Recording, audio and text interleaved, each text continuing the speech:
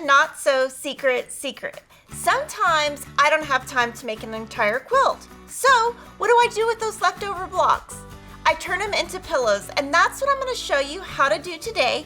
Make sure you subscribe so you can join me every Friday and so you can find lots of quilting tutorials.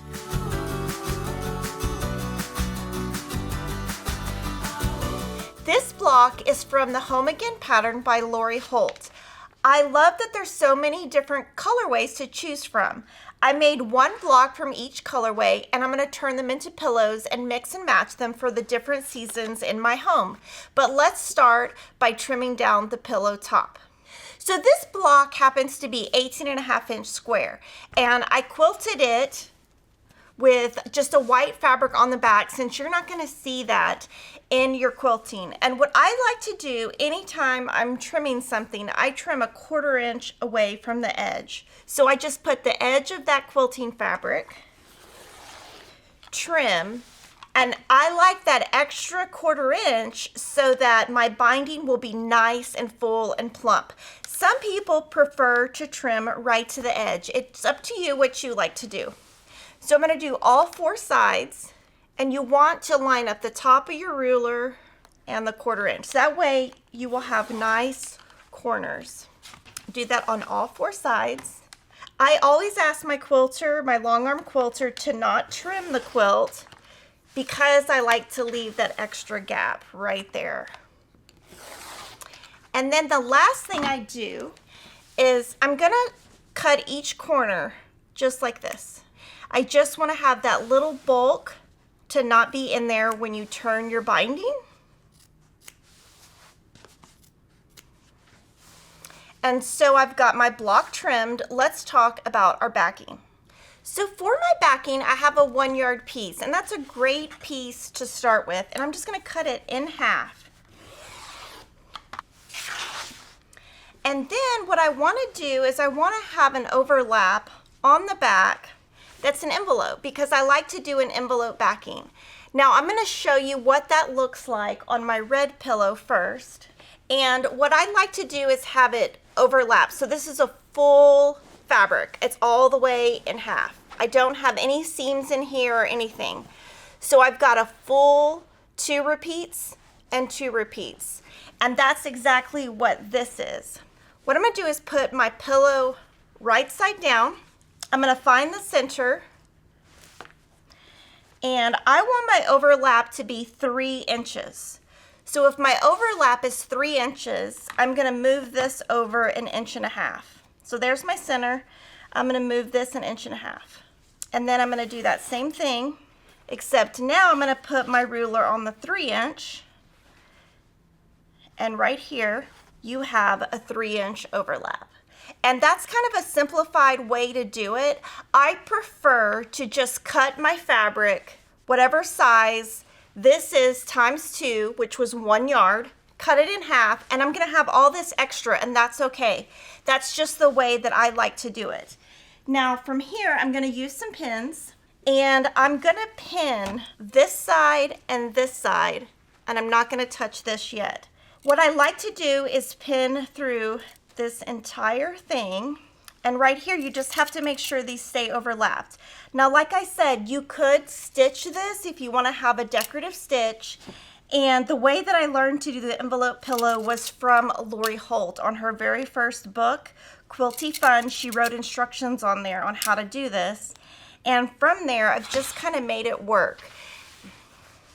And on this, I try not to be too complicated with the math. I try to just cut my fabric double the size of the pillow for your width, and then just have leftover here. I think it works out easier, and it's a lot less math to have to worry about.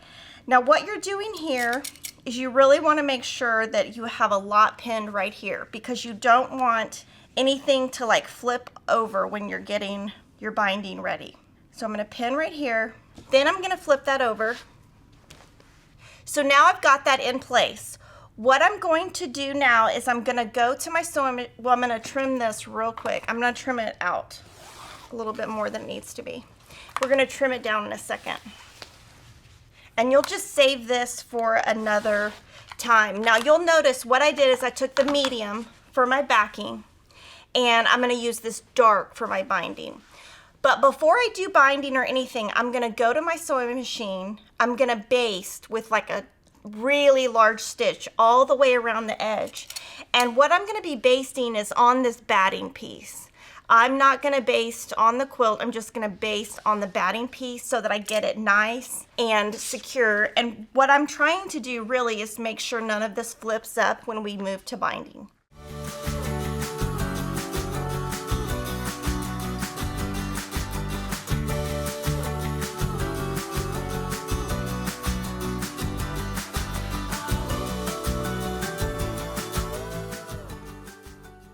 So you can see my basting stitch is right here, and I just get it on the batting, and my goal is on the back is to have everything secure before we put the binding in.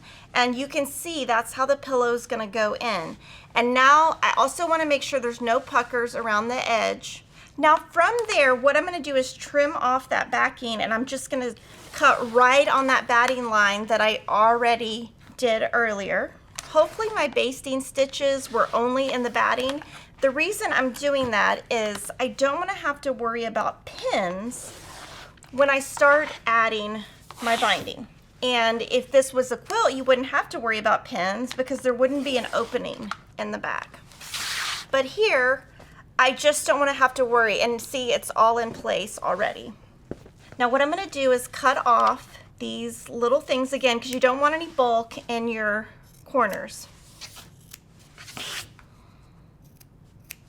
And so like I said, what I did is I used for the backing, I used this medium print, and for my binding I'm going to use the dark print.